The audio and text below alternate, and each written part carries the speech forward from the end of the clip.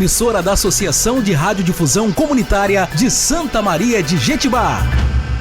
Complicada e perfeitinha. Já foi o tempo em que a mulher era vista como sexo frágil. Hoje, somos guerreiras no mercado de trabalho, rainhas no lar, sedutoras na intimidade. Por todas essas razões, nós merecemos um espaço todo nosso. Entra no ar a partir de agora, Papo de Mulher. Aqui você tem voz, aqui você tem vez. Os nossos parceiros são Laboratório Vila Rica, Dr. Antônio Valentim Sâncio, Farese, Faculdade da Região Serrana, Doutora Margarete de Siqueira Silva, Doutora Sidney Aparecida Galo, Clínica Seja Leve, Letícia Berger, COI, Centro de Odontologia Especializada, Angiologista Edmar Pereira Olímpio, Terapeuta Capilar Tarciana Gomes Berger, Loja Campeão, Clínica Doutora Jéssica Falsinho.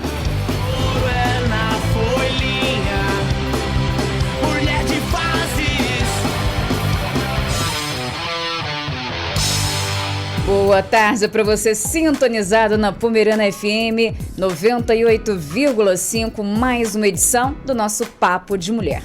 Hoje voltada especialmente para você que sente aquela queimação no estômago, na garganta ao amanhecer, para você que sente o alimento voltando após uma refeição, para você que sente queimação no estômago. O tema de hoje é sobre a alimentação versus refluxo e gastrite. E quem fala com a gente, quem conversa com a gente através de telefone é a nutricionista Staeli Queiroz, da clínica Doutora Jéssica Falsini. Staeli, boa tarde, Staeli.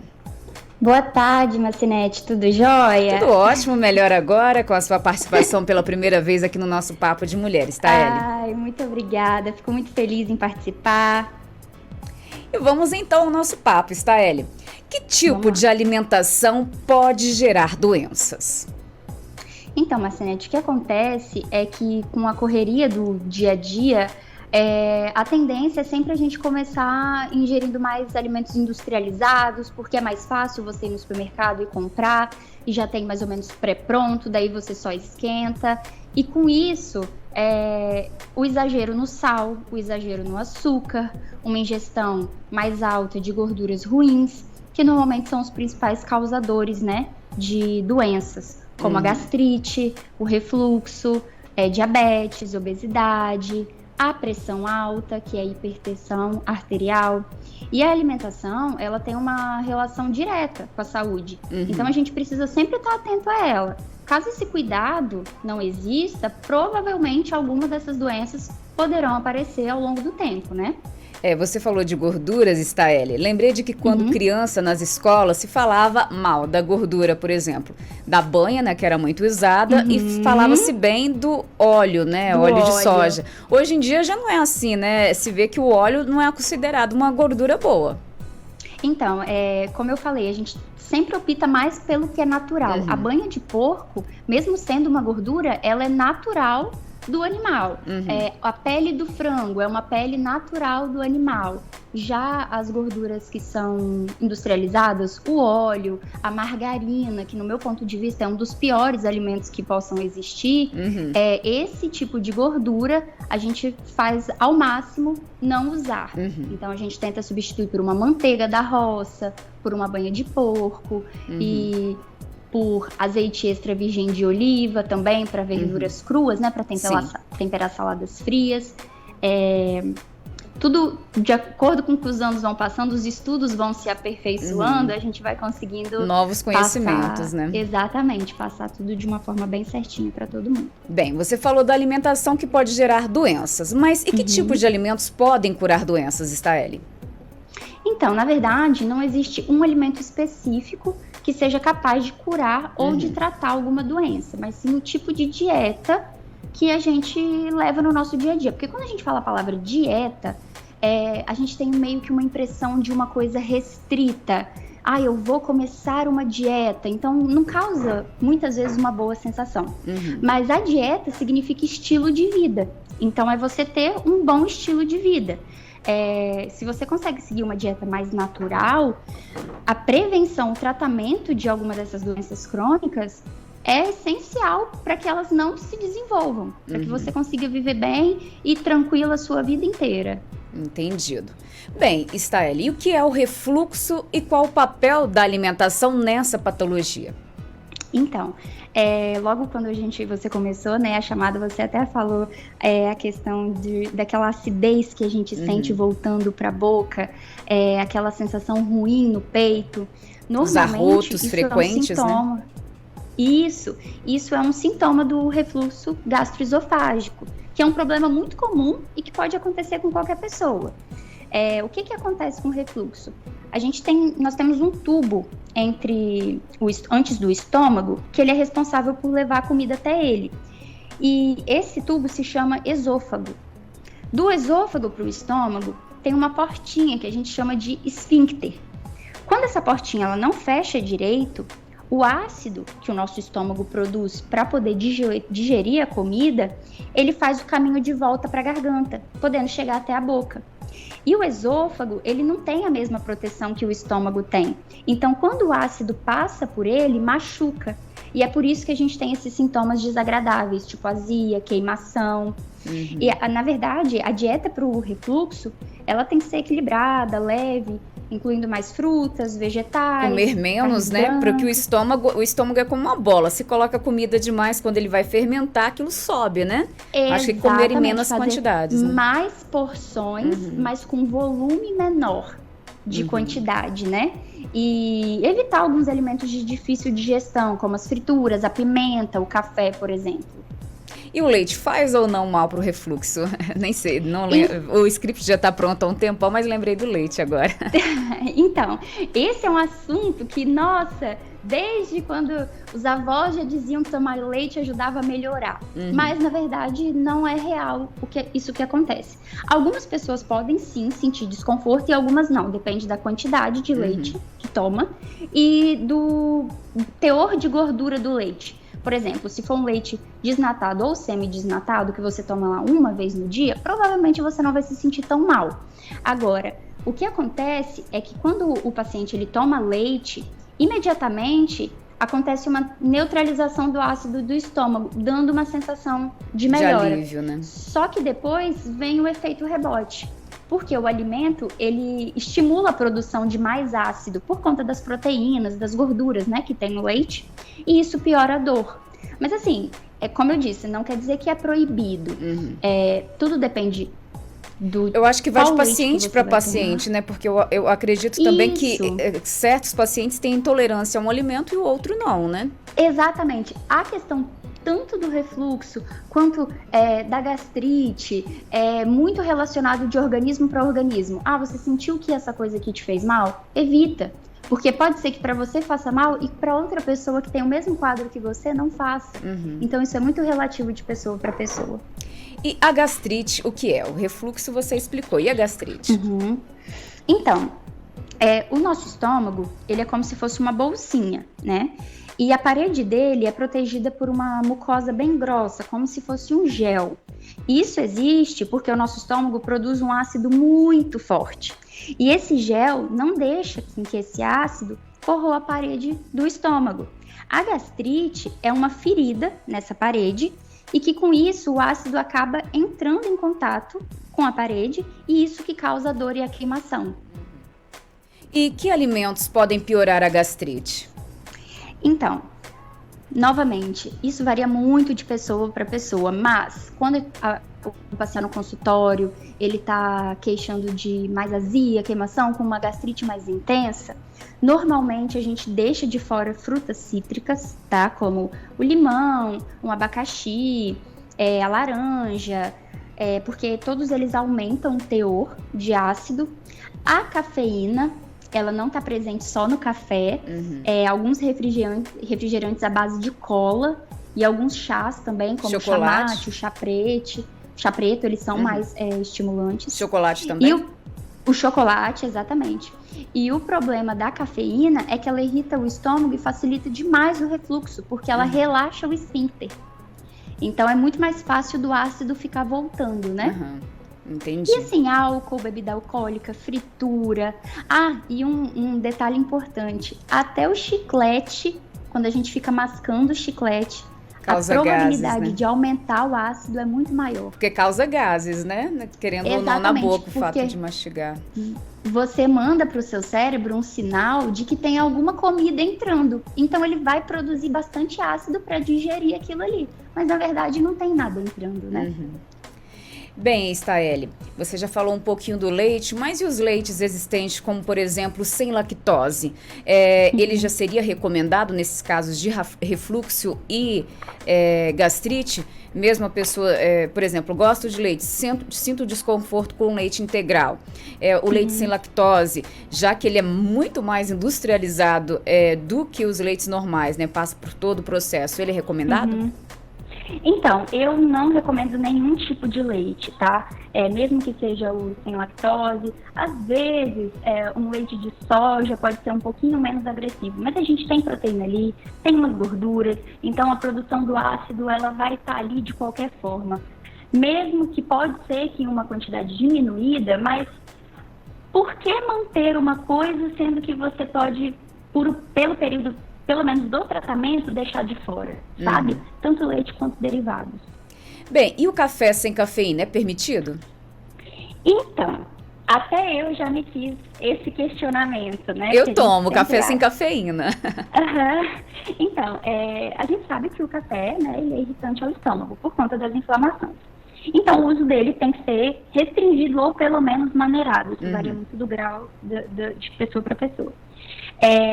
Só que depois de eu verificar o que aconteceria com o descafeinado, se ele poderia ser melhor tolerado, a conclusão é que existem outras substâncias no café, além da cafeína, que podem irritar a mucosa gástrica. Então, é sempre bom a gente reforçar também que o café ele pode desencadear o refluxo, já que ele relaxa o esfíncter, favorecendo o retorno. Então, assim, independente da cafeína ou não, há outras substâncias naquele café ali que podem irritar o seu estômago. E se a gastrite for nervosa, mesmo assim os alimentos interferem? Com certeza. Uma dieta equilibrada, a prática de atividade física para você ter bastante liberação de hormônios do prazer, elas são essenciais. E claro, né, um cuidado com o nosso emocional. A ansiedade, o estresse e o nervosismo, eles aumentam a produção do suco gástrico. Então, a dieta acaba sendo bem similar. Um chazinho de camomila, de erva doce, de cidreira ajudam a acalmar as paredes do estômago e ajudam também o sistema nervoso, né, a lidar com a ansiedade, com o estresse. Então, acaba que a dieta se torna bem similar. Bem, uma moda, né, que se vê muito por aí quando suco de couve pela manhã, água de batata, realmente fazem bem nesses casos? Staeli, está me ouvindo? Oi, agora eu tô, acho que a ligação tinha caído. Suco de batata, água de batata, suco de couve pela manhã, fazem efeito mesmo? Fazem bem? Então, a couve e a batata são alimentos mais cicatrizantes de fato, né? Então, eles podem sim ajudar a reduzir a acidez do estômago. Só que quanto menos ácido, menos vai doer a ferida. Só que a gente tem que lembrar que isso não vai curar a gastrite em si, tá? O que acontece é que ela pode ajudar a reduzir as dores. Entendido. Muitas pessoas dizem que limão com água morna de manhã cura gastrite. É verdade? Mas e se a pessoa tem gastrite, refluxo, a queimação é muita e a pessoa se sente até pior? É recomendado nesses casos? Inclusive foi até tema de BBB, né? De pessoas que se curaram tomando água com limão pela manhã. Sim, então, nenhum alimento sozinho ele tem o poder de cura da gastrite, né? Uma alimentação saudável ao longo do dia vai contribuir muito mais para não piorar a situação. Por isso, não tem necessidade de tomar água morna com limão de manhã. Porque além de não curar a gastrite, dependendo do nível de como que está o estômago da pessoa, pode até trazer mais desconforto pela acidez do limão. Com certeza. Também acho isso, né? Bem, sabe-se que verduras e legumes fazem bem. Mas e o tanto de agrotóxicos nesses alimentos não pioram ainda mais a saúde? O que fazer nesses casos? Então, piora sim, tá? Mas quanto mais produtos sem agrotóxicos nós conseguimos consumir, melhor. Por exemplo, Se você tiver a oportunidade de ter uma hortinha ou de comprar frutas e verduras de feiras livres ou de pequenos produtores, sempre será a melhor opção a ser seguida, tá? Caso nada disso seja possível, o único jeito é consumir o que a gente tem disponível, que é, sim, com os agrotóxicos, porém, só de você conseguir reduzir drasticamente o aditivo químico e lavar bem os seus legumes e suas verduras, isso já vai ajudar bastante. Lavar de que forma? Com produto específico ou com água e sabão? Por quanto tempo? Tem o cloro específico para a gente misturar na água, para a gente deixar o alimento de molho, depois a gente enxágua e faz o uso dele, tá? É muito fácil de encontrar. Tem algumas cidades que elas até distribuem esse produto para higienização dos alimentos, mas se a pessoa tiver dificuldade em encontrar isso livre, é muito fácil de comprar em supermercados também, tá bom? Staeli, é sabido que o alumínio nas panelas fazem mal ao estômago. Como cozer alimentos com segurança? Então, as panelas de alumínio, elas realmente não são as melhores opções, porque o alumínio pode soltar na comida, ser absorvido pelo corpo, e assim, já existem estudos que mostram que esses compostos, eles podem aumentar a probabilidade de doenças degenerativas, por exemplo, o Alzheimer. Então, vamos tentar usar uma panela de vidro, ou de porcelana, ou de cerâmica. Inox e barro? São sempre essas melhores opções. Inox também. Barro também? Barro, sim, com certeza. É a minha preferida. Bem, existe dieta específica para portadores de gastrite e refluxo? Então, existem alimentos, né, que no geral sempre farão mal para quem tem refluxo e gastrite, que são normalmente as frituras, alimentos com muita farinha e açúcar, bebida com gases, alimentos com muito aditivo químico, que são os famosos industrializados, né, por exemplo, biscoitos, chips, chocolate, suco de caixinha, salgadinhos. E além disso, existem os alimentos que pioram os sintomas de um, mas que não mudam nada os sintomas de outro. Por isso que é interessante também a gente sempre observar o que faz mal para mim, para eu poder evitar, porque nem sempre o que dá certo para mim dá certo para o outro. Então a gente tem sim uma dieta específica para cada paciente portadora de gastrite e refluxo. Vitaminas são recomendadas nesses casos? Então, no geral, independente assim, do que a pessoa tem, é sempre legal a gente fazer um exame de sangue para a gente poder ver se é necessário realmente suplementar a vitamina. Mas, para quem tem gastrite, normalmente a pessoa tem uma dificuldade maior em absorver a vitamina B12. Por isso que, nesses casos, é possível sim uma suplementação dessa vitamina, se for necessário, mas só reforçando que ainda assim é importante fazer um exame de sangue para a gente poder ver se a pessoa realmente tem necessidade, se tem deficiência, porque algumas vitaminas em excesso, elas também podem fazer mal para nós. Jejum faz mal aos portadores de gastrite e refluxo, já que está tão na moda o jejum intermitente? Pois é, eu adoro o jejum, mas ele não dá certo para todo mundo. Gastrite e refluxo com certeza vai fazer mal, tá? Porque a tendência é agravar os sintomas quando você fica muito tempo sem comer.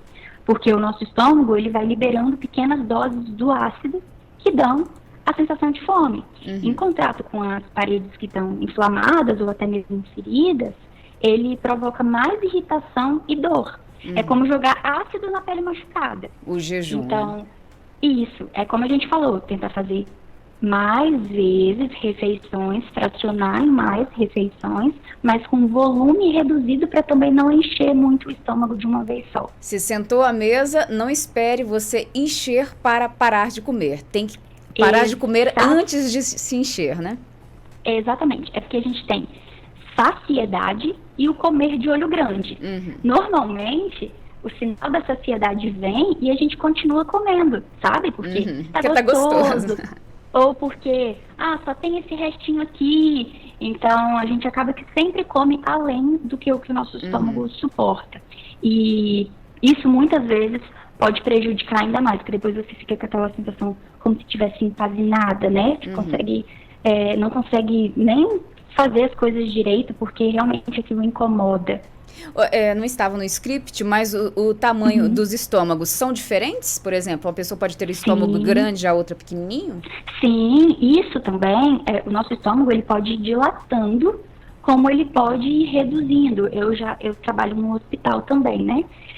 Eu já vi pessoas que tiveram que fazer cirurgia para abrir um pouquinho o estômago por a questão de alguma patologia, não se alimentavam bem e ele foi reduzindo. Tem as cirurgias bariátricas, que às vezes retiram pedaço do estômago, porque a pessoa come tanto e o estômago dela fica super grande. É igual então, uma bola de encher, então, né? Esses balões de aniversário. Exatamente. Bem, e quando a alimentação com muita fibra causa arrotos, o que fazer? Então, essa questão da barriga, do abdômen mais distendido, dos arrotos, da frequência dos gases, isso é muito relativo de pessoa para pessoa. Se o paciente faz um acompanhamento com uma nutricionista, ela vai conseguir orientar perfeitamente, né, com o que ele deve ingerir ou retirar. Porém, se a pessoa não tem esse acompanhamento, eu sugiro que ela observe, geralmente, o que ela come, logo em seguida ela sente esse desconforto do arroto. Porque ir fazendo esses testes e retirando esses alimentos que possam ter causado essa reação e ver se é uma melhora ou não, quando a gente deixa de consumir, esse desconforto normalmente desaparece, desculpa. E toda vez que a gente come fibra, cascas em geral, folhas, bagaços, aveia, que é uma fonte de fibra, a gente sempre tem que lembrar da ingestão de água. Por quê? As fibras, elas são como uma vassourinha que passa limpando o nosso corpo. Só que se a gente come muita fibra e não bebe água, vai ter um efeito colateral aí. Se você come fibra e bebe água legal, você repara que o seu xixi está sempre clarinho, sem cheiro, essa fibra só vai te beneficiar, porque ela vai limpar cada vez mais o seu corpo. Entendido. Bem, para quem tem refluxo ou gastrite, queira uma consulta, você atende na clínica doutora Jéssica Falcini, o endereço, o telefone, por favor? Exatamente, isso. No centro, eu não sei pronunciar direito o nome da rua, mas é Rua Hermann Mierstink. Hermann Mierstink. Número 159, na rua do hospital, né, em frente ao fórum. Eu sempre, uma vez ao mês, eu estou na clínica e agendamentos, é só entrar em contato pelo telefone 99820 9080. 99820 9080. Muito obrigada, Staeli Queiroz, pela sua participação aqui no nosso Papo de Mulher. Uma boa tarde para você. Muito obrigada, boa tarde, até a próxima. Até a próxima, Staeli. E esse foi o nosso Papo de Mulher de hoje, voltando em mais uma edição para você com muito mais informações. Obrigada por sua sintonia e pelo seu carinho da audiência. Até o nosso próximo programa. Grande beijo.